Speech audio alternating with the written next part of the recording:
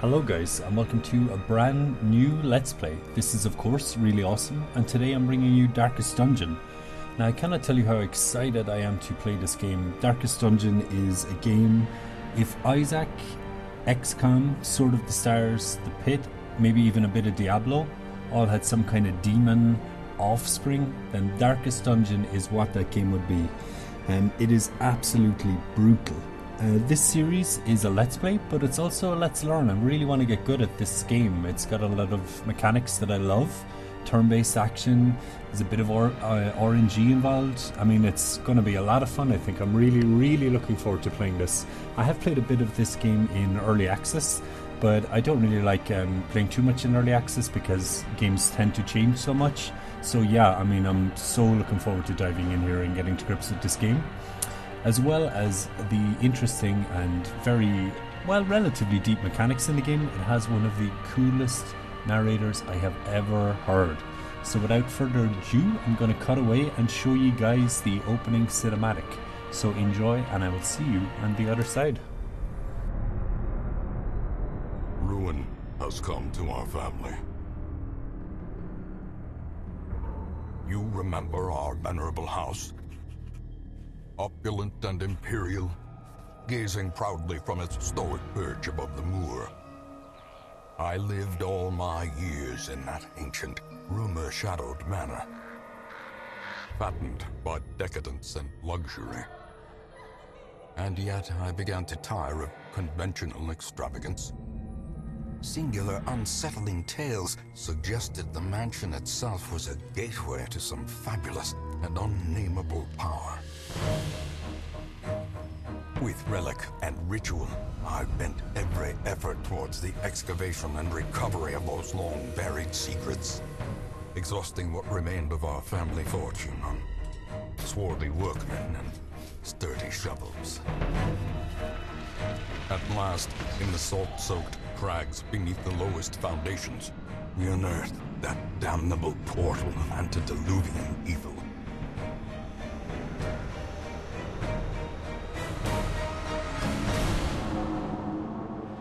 Our every step unsettled the ancient earth, but we were in a realm of death and madness.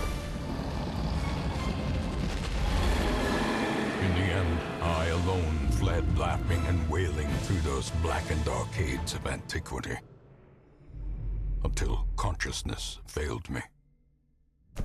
You remember our venerable house, opulent and imperial. It is a festering abomination. I beg you, return home, claim your birthright, and deliver our family from the ravenous, clutching shadows of the Darkest Dungeon. Hey guys, welcome back. Isn't that guy just about the most badass narrator you have ever heard? So yeah, without further ado, let's get straight into it. We're going to start a new campaign, Darkest Let's Play. I've left the tutorial pop-ups on, so you guys can get a feel for what is going on with the game. I'm sure the makers of the game can probably explain the mechanics much better than I can. But yeah, let's get straight into it.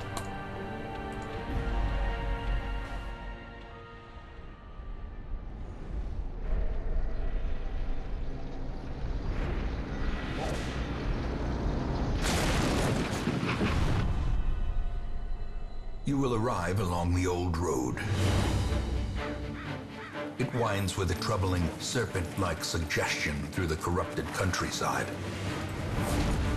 leading only, I fear, to ever more tenebrous places. There is a sickness in the ancient, pitted cobbles of the old road, and on its writhing path, you will face viciousness, violence, and perhaps other damnably transcendent terrors.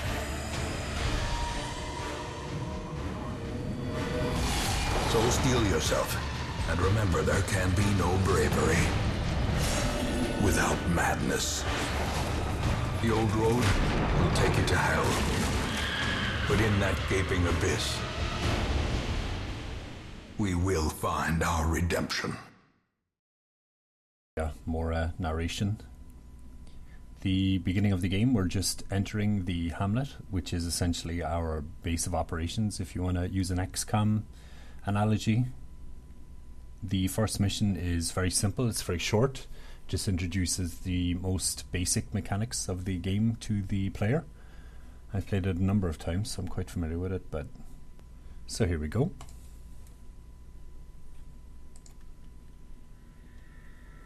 So we are currently in a room, map navigation. To move forth, click on another room on the map display. This will take you to the connecting hallway. So you'll see down here in the bottom right of the screen, this is the room we are currently in. We click here to move to the next room. Brigands have run up these lanes. Keep to the side path. The hamlet is just ahead. So hallway movement. In a hallway, press D to move forward, A to move back. If you prefer the mouse, you can click ahead or behind the party to move them. Dispatch this thug in brutal fashion, that all may hear of your arrival. Kill the enemy. Combat is turn-based. On your hero's turn, click a skill icon and then click on a highlighted target. If you can't select a particular skill, it's because that hero needs to be standing in a different spot, or there are no valid targets. Mouse over the skill to see the requirements. So I'll just give you a brief explanation of this. So for example here on our Highwayman Dismas, he has a skill called Open Vein, and if you look just below the skill, you'll see the yellow circles are the positions that he can use that skill from. There are 4 party spots, so we've only 2 at the moment, but traditionally there are 4. And the red circles here represent the targets he can hit in the enemy formation. So we're simply going to try and hit this fellow with the skill. Success! So there's damage over time elements in the game too, so that skill causes bleed, which does 2 damage per round for 3 rounds to the Brigand Cutthroat. The damage from damage over time skills is applied on the turn of the unit that has the damage over time effect on them. So with our Crusader here, we'll do a simple melee skill. As the fiend falls, a faint hope blossoms. So we finish that fight, and rifling through the corpses reveals 100 gold, so we're on our way to our fortune.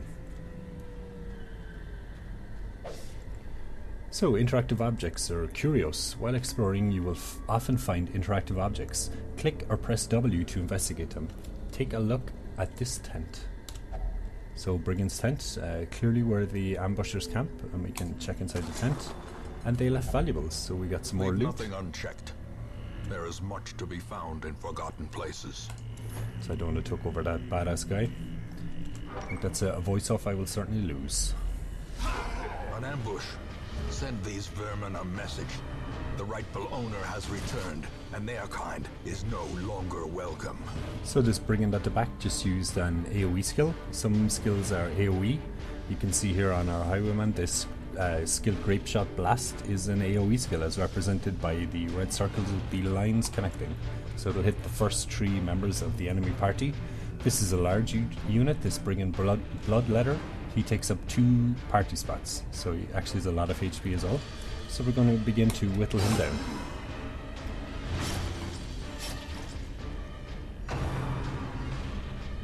Another AoE skill from the enemy. Nothing too much to worry about.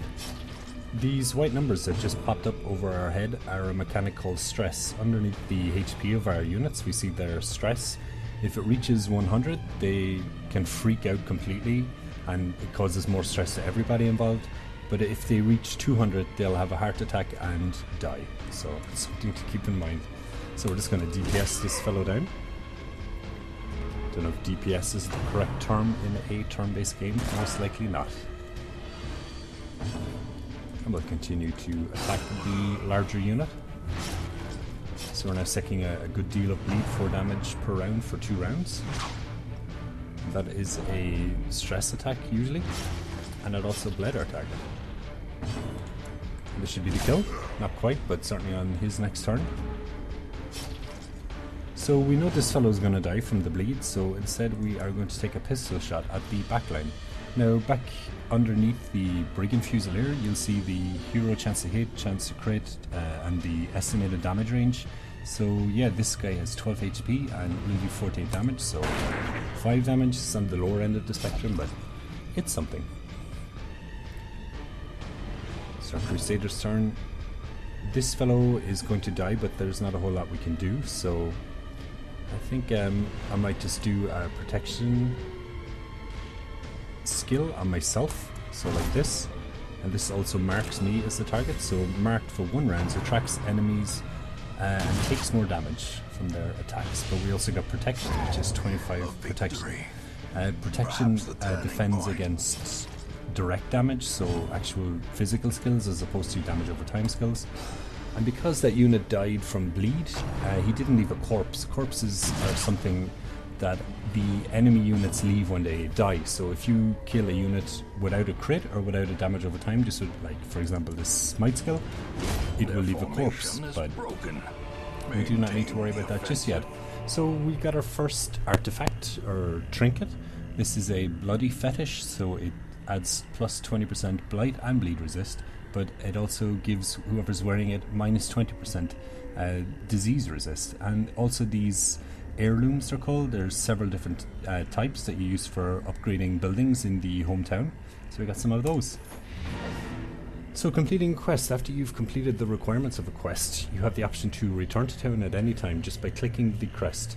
You don't need to return to the starting room of the dungeon to exit, so we can continue adventuring. I just want to show you one example of kind of the painfully obvious nature of this game, I suppose. So this chest is a trapped, or bandit's trapped chest, so something doesn't look quite right with this one.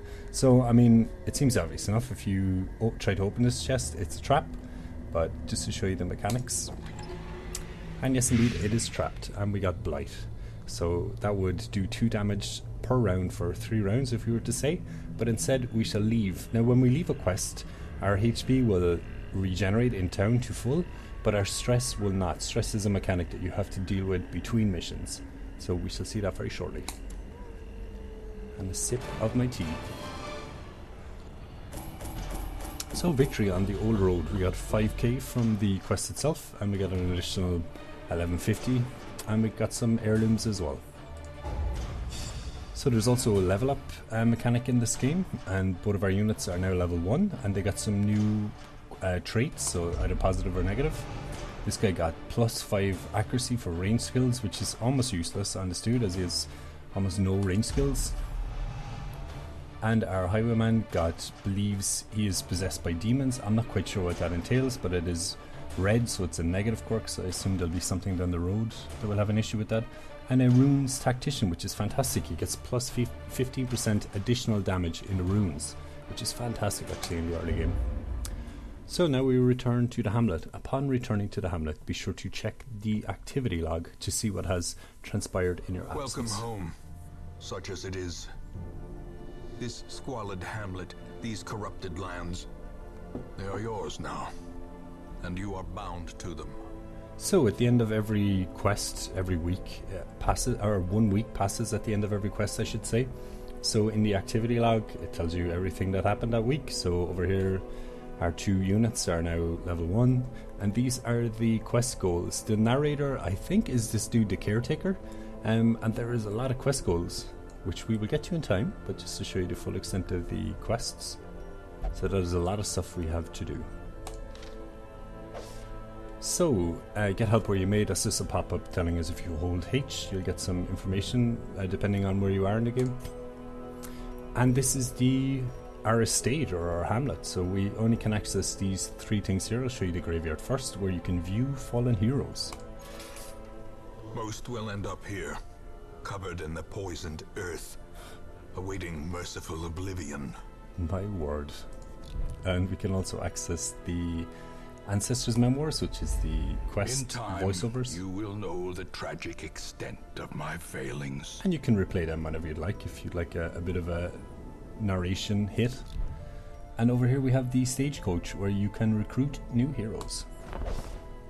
Women and men, soldiers and outlaws, fools and corpses. All will find their way to us now that the road is clear.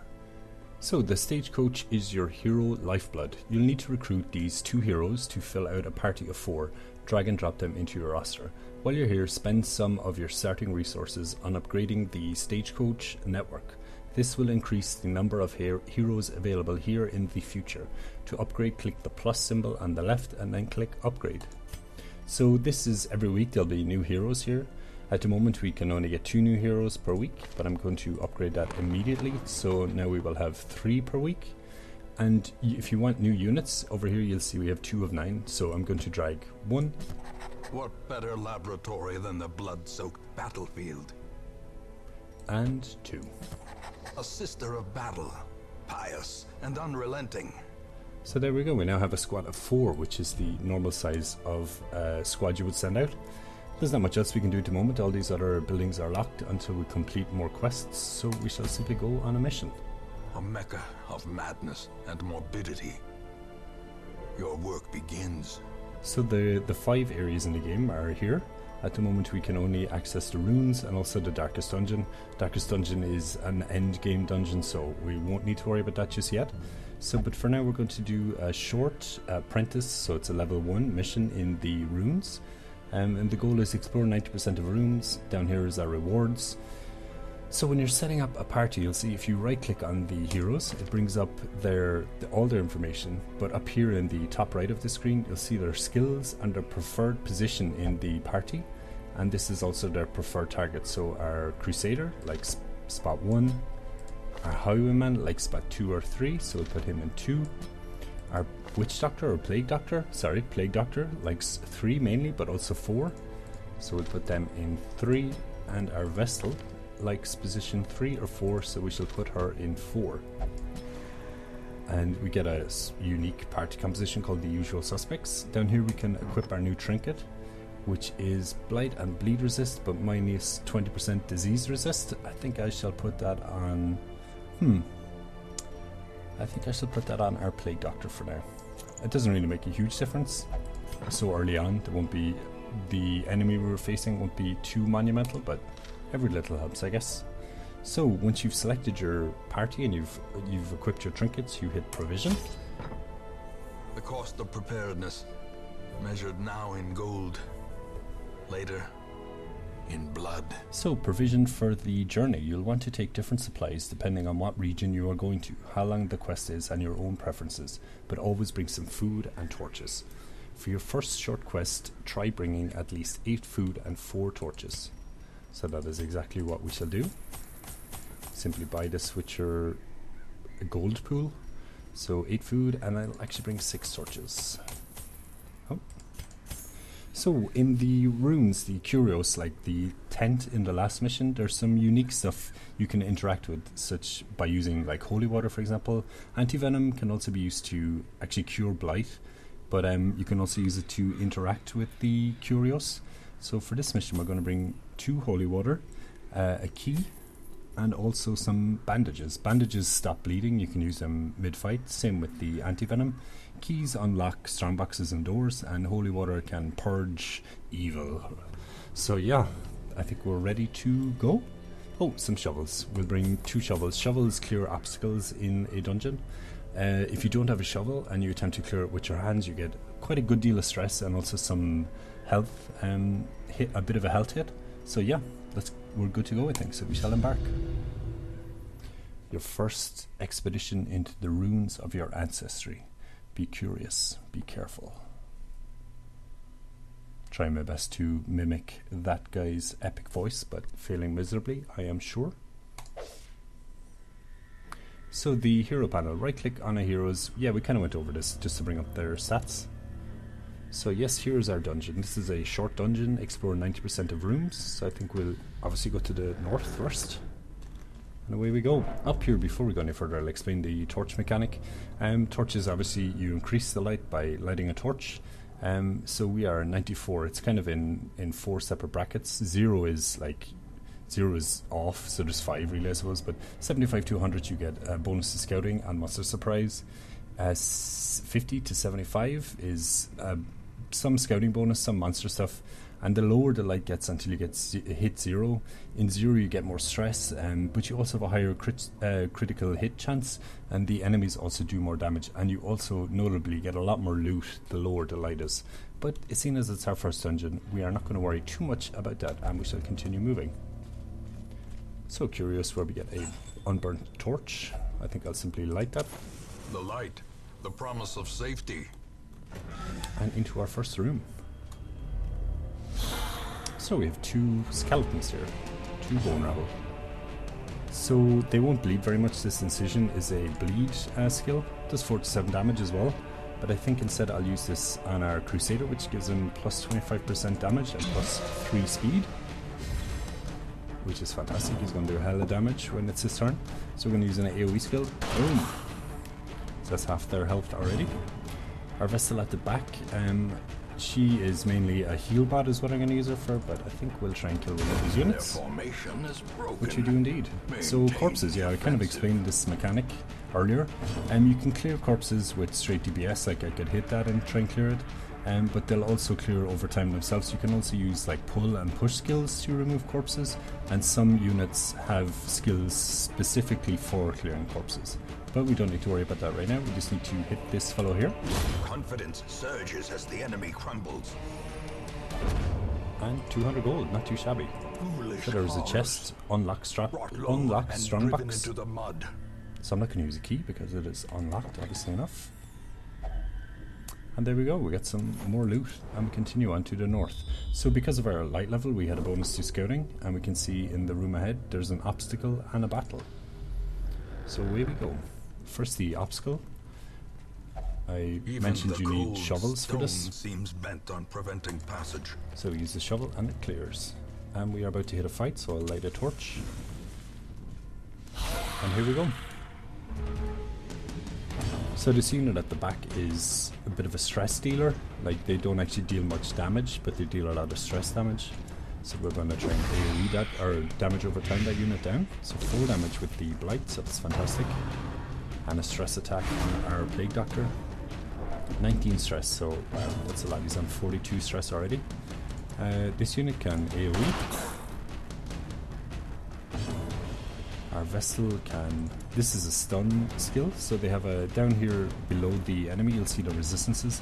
They have a 25% stun resist and all the other resistances, so I'm going to try stun them. So stun works when it's their turn again. They won't actually get an action, but the damage over time will still deal damage to them. We'll try and AoE these fellows again. Fiend falls, a faint hope we hit one with a crit, so crits reduce your stress by a small amount. Our Highwayman can AoE again, continue the damage rolling. Give them no quarter. This should actually be able to kill her when it's that unit's turn, so I may as well try and kill it with our Plague Doctor. So some more loot, fantastic. About to hit a new room, so I'm going to light a torch, and in we go. So 90% of rooms means we can skip one. So instead of going here, I'm going to go to the east. And light a torch. In Radiance, may we find victory. So one of our Crusader's negative quirks is kleptomania. So he is actually going to steal this from us. We don't actually get that at all. So, can't be helped, I guess, but just to show you how the quirks can actually affect the gameplay. So in here we have some kind of Mickey Mouse units, and then like a proper guy at the back. So I think I shall start by... He has a low blight resist, so I think I'll try and blight him. Fantastic. And our Highwayman can AoE. So we surprise the monsters in this fight, so we get actually a free round before they even start their goes. So I'm going to try stun this unit at the back. So now they'll also be stunned on their first turn, so that's fantastic. They can actually do a lot of damage, those ranged units. And they'll actually die before they even get to go because of the blight. So after a unit has been stunned, they get a positive buff which provides plus 80% stun resist for 1 round. It's just to prevent you cheesing like units down, you know, you could stun them forever. So there we go, victory. And you'll see here with triumphant pride precipitates a dizzying fall. With this Curios, it is a holy fountain, and traditionally with the holy stuff, if you drop holy water, it's a divine benefit. It healed and reduced stress by 20, so that is amazing. And we move on. Get a torch The going. match is struck. A blazing star is We born. got hit by a trap.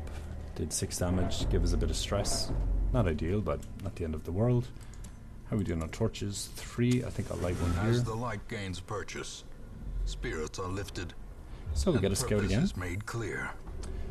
In the alley ahead, we have 1 Curios. So it doesn't look like there's any fights. We shall loot this bag.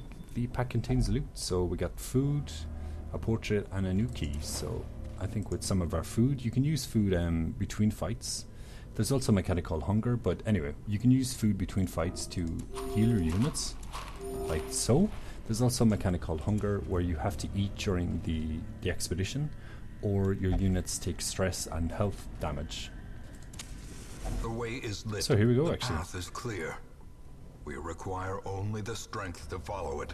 The excursions of adventuring have produced a growing hunger amongst the party, so we can eat 4 food and regain 5% health, or eat nothing and take 20% damage plus stress damage. So obviously we shall eat, and that reduces our food. I'm not sure if there's a fight in this room. No? All good. And so we move on to the final room. This dungeon is a short dungeon. There are also medium and long dungeons. Some more rubble. And into our final room. Hopefully there is a fight in here, although I assume there is. And yes, indeed. Wow, this is quite a, a party composition we are facing. So a bit of a tank, a kind of just Mickey Mouse unit, a stress unit, and a ranged DPS unit. So with our Plague Doctor, we shall Blight Grenade the back line for some damage over time early, and even though Blight resist both of those units as well.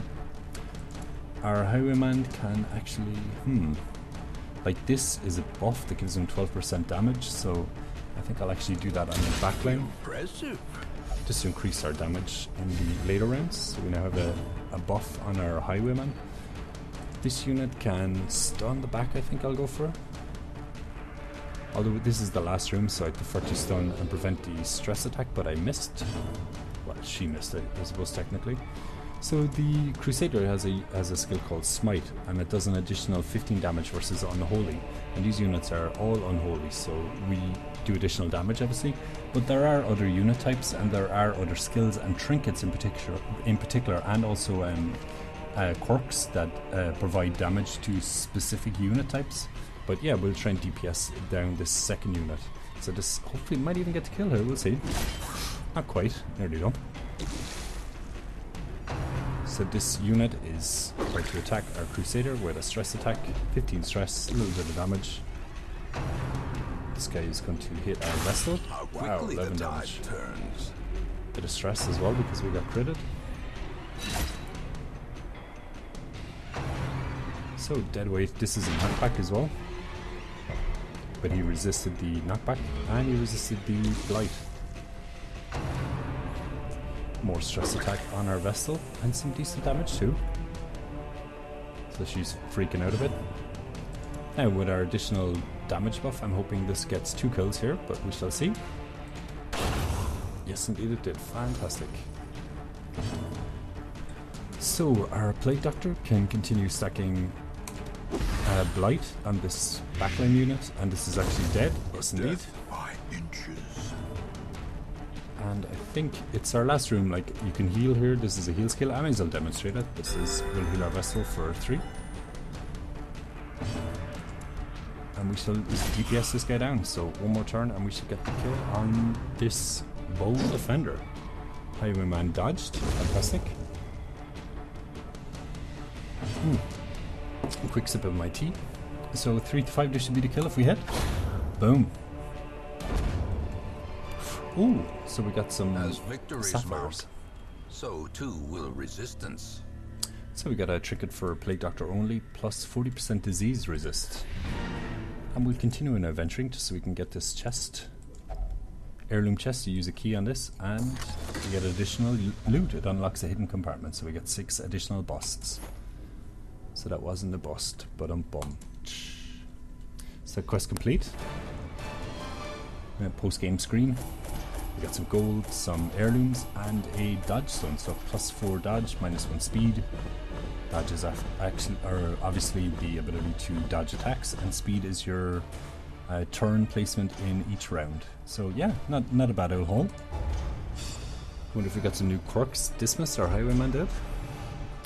He got obsessed with food, so I assume that means he eats more food. And the Cove Adventurer, so he takes minus 20% stress damage in the Cove, which is another area that we can do dungeons in. And our Vestal got Runes Adventurer, so she takes minus 20% damage in runes. Fantastic. I think earlier on I am going to focus on expeditions in the runes, just until we get a feel for the game and the units and all that stuff, pad out our roster a bit. But for now, we shall return to town. Short on gold, you can sell unwanted trinkets. My obsession caused this great foulness, and it is shameful that I must rely upon you to set it right. So, week 2 finished. The tavern is now unlocked, the abbey is now unlocked, and it just tells us our units got an upgrade. We've also completed a quest goal. Successfully complete your first foray into the ruins. So, fantastic. So we've unlocked the tavern. Fresh kegs, cards, and curtained rooms promise solace to the weary and broken alike. So the tavern and also the abbey provide stress relief. So heroes relieve stress by taking part in activities at the tavern and abbey. Each activity has different side effects. Experiment to find the best activity for each hero depending on their quirks. Committing a hero to an activity locks them in that activity until the next week. You'll have to take a different hero with you on your quest. So say for example our Vestal here is very high stress.